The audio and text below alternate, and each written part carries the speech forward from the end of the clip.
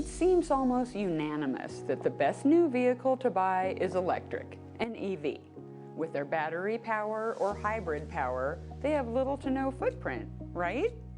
Well, today's episode will be the first one of Inside ESG, but not the last, to discuss the fact that everything has a footprint, carbon or otherwise. Last episode, we learned about the markets for EV battery supplies. Today, let's look at the footprint of producing those raw materials. What are the sustainability profiles of the exploration and production activities that bring us these minerals? What practices are they adopting to optimize their footprint? Today, I'm pleased that we'll return to Benchmark Mineral Intelligence to talk with Charlotte Selvey Miller, head of ESG. Charlotte's team assesses the entire EV supply chain on ESG factors, currently focused on publishing lithium, cobalt, nickel, and graphite ESG reports on the EV industry that include global baseline life cycle assessments. Stay tuned, we'll drop in on Charlotte in the UK in just a moment.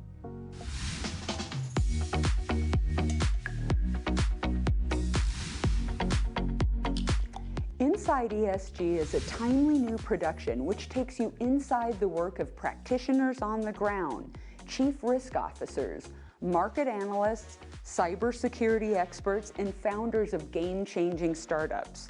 We'll talk with specialists in every corner of the globe, across industries and issues, dropping into Argentina to hear about lithium mining, Central Asia for a view of China's Belt and Road Initiative, and West Africa for a perspective on climate risk, among other stops. Hello, Charlotte. Nice to see you again. Your team at Benchmark has been very busy rolling out expanded services for companies across the lithium supply chain, including custom or bespoke life cycle assessments. I first wanted to ask you about your ESG reporting in the sector, which includes assessment of company-specific performance against specific metrics. Which of the metrics are related to critical minerals production versus mining in general or other sectors?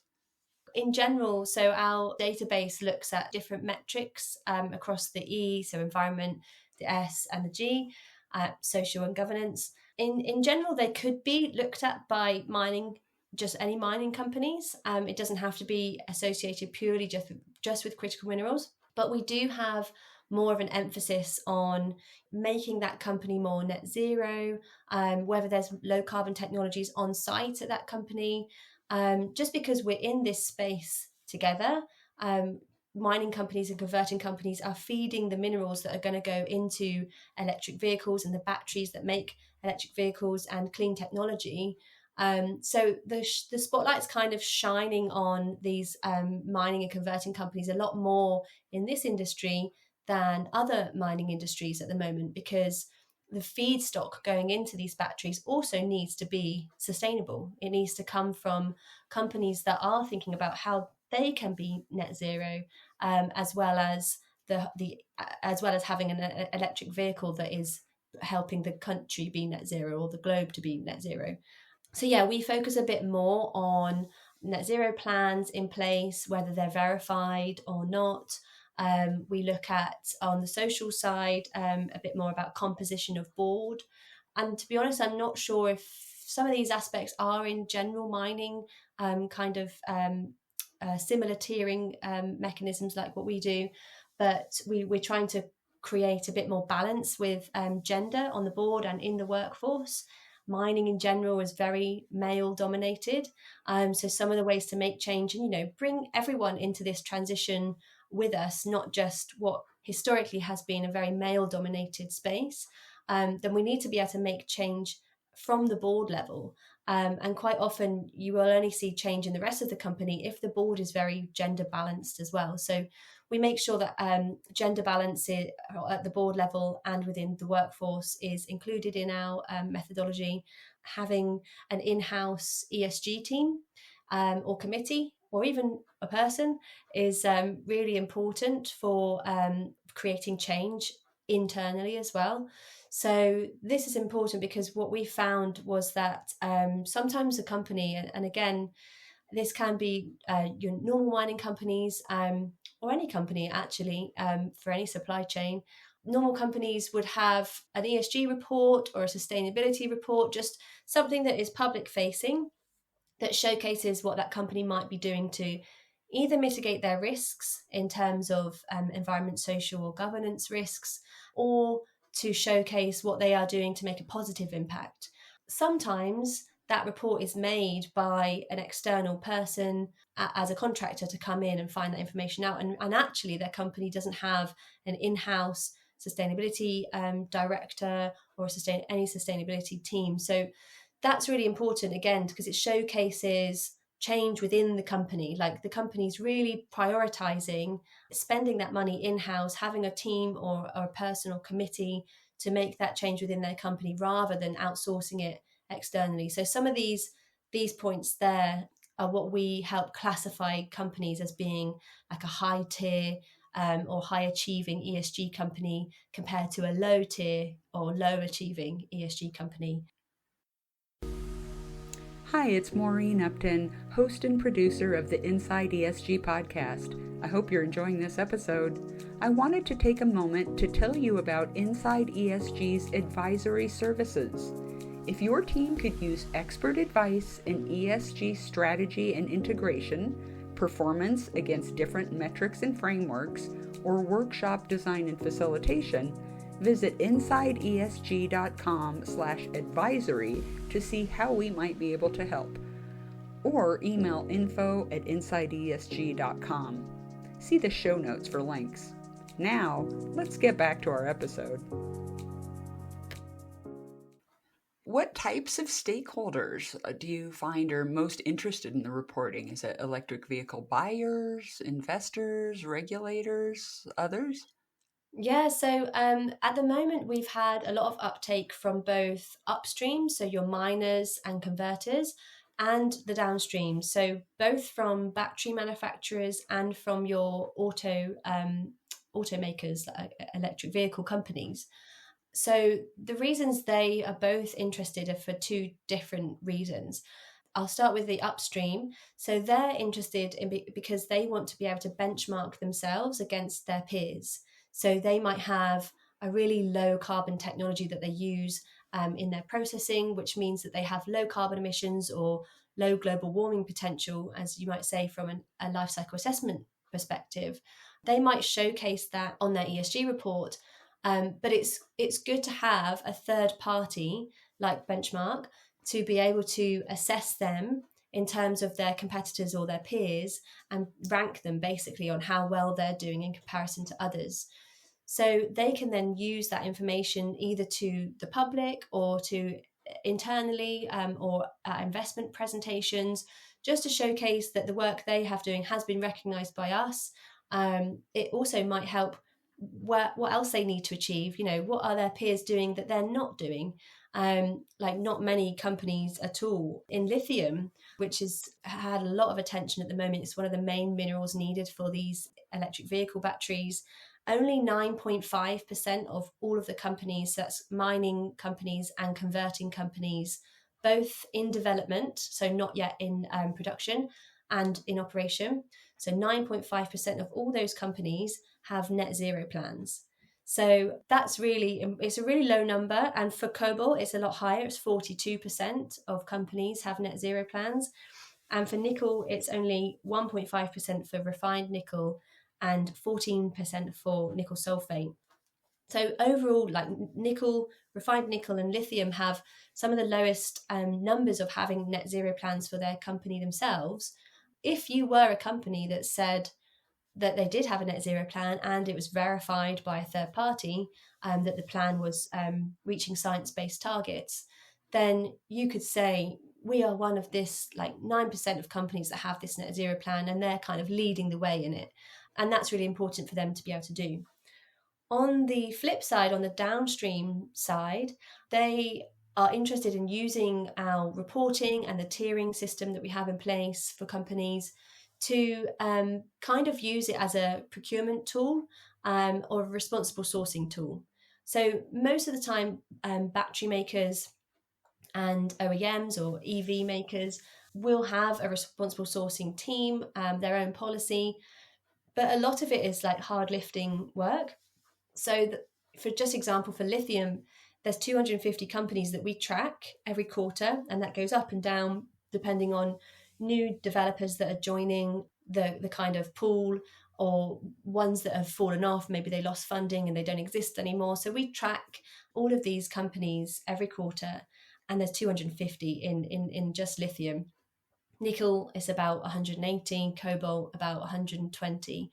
So it's a lot of time taken by really looking into detail of these companies and across all those 65 different metrics. What are they doing? How are they performing? And sometimes, these responsible sourcing teams in both battery manufacturers and EV companies have a lot more minerals to look at, a lot more materials, not just critical minerals, and then they're looking at aluminium as well. They might be looking at aluminium for the rest of the car, and many other materials that will go into it, rubber for the tires, and all of these things they have to be able to responsibly source as well, not just critical minerals. So we provide basically a helping hand and a first point of call, and of reducing the amount of companies that they can then look at, maybe in a little bit more detail before they go and do site visits and things like that. So yeah, we see that it helps both ends of the supply chain at the moment. Hi, it's Maureen Upton from Inside ESG. You might have heard me mention the Battery Brunch before, a live monthly event on LinkedIn with leading industry speakers and breakout rooms so you can make new connections. It's put on by the Volta Foundation, the largest battery industry community, which also provides research, newsletters, and career fairs. See the show notes for links. Now, let's get back to our episode. Regarding the benchmark developed Critical Minerals Sustainability Index, I assume that could be used as sort of a shorthand for companies that may be for users that aren't always wanting to delve into the full ESG report. They can take a quick look at this index, as we all do for stock market indices and other quick forms of measurement. There is no other sustainability index for critical minerals at the moment, so it is a gap. There used to be one, but it kind of folded a few years ago. I can imagine the amount of work that goes into it, having worked on different sustainability frameworks before. On the question of the life cycle assessment work, which I've also done, and in the mining industry, I know how difficult and complicated that can be, and a lot of the challenges, what to include and what not to include, which comes back to materiality. What surprises have you encountered? The Just Energy Transition Partnership, or JETP, which is a group of kind of richer countries, part of the G7, kind of got together, made this partnership to be able to decrease the amount of fossil fuels that Indonesia rely on for their energy mix. So their target is to increase renewable energy in the electricity mix up to 34%, which should, in theory, really help reduce the amount of carbon emissions that nickel processing or even the mining side, mainly the processing side of producing these minerals, so that that kind of carbon emissions are lower throughout that battery's life, going upstream. But when you bring that 34% reduction, 34% renewable energy into the LCA, because so little really in the grand scheme of things is relied on by just electricity, it only reduced the carbon emissions by 3.2%, which I don't think was the answer that everybody kind of wanted. And the reason for that is because there's so much processing and heat that's needed where you have to burn fossil fuels. It's not just our scope 2 emissions, which is your electricity use, but also your scope 1 or direct emissions, which you can't reduce by bringing in renewable energy. You'd have to change your processing. So that I found that quite interesting, that things are trying to be changed, especially with different initiatives such as this Just Energy Transition Partnership, but it isn't enough on its own.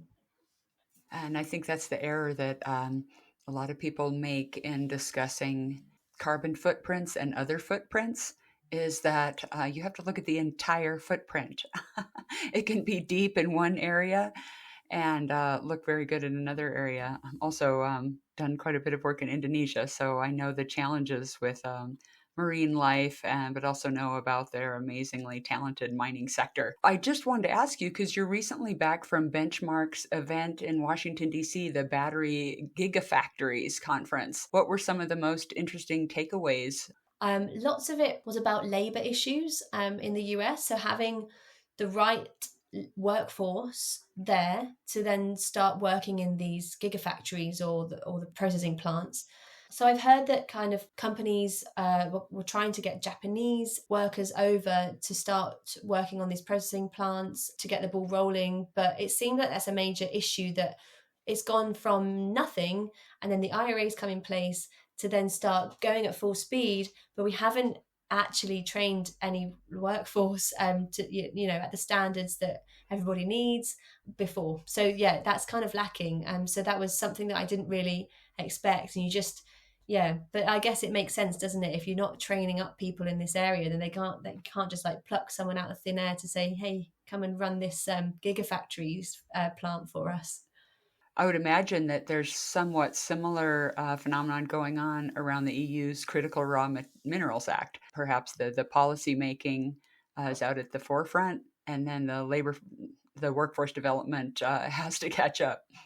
Yeah, it does. Actually, another thing that came up was that I know it was always mentioned that the US was like trying to catch up with the EU policy and China on the site on EVs and implementing different policies to increase EV demand and then the supply of these minerals. But actually now the US has definitely overtaken the EU in terms of having the right policy in place. That was another theme, that it's now the EU that are behind, because the IRA has done a great job, to be honest, because it's incentivizing companies to start up, whereas the EU have taken the opposite role and they've gone down the fining people route if they don't do something. So there's two opposite kind of policies, and incentivizing through benefits or fining people. So it's interesting to see how that might pan out.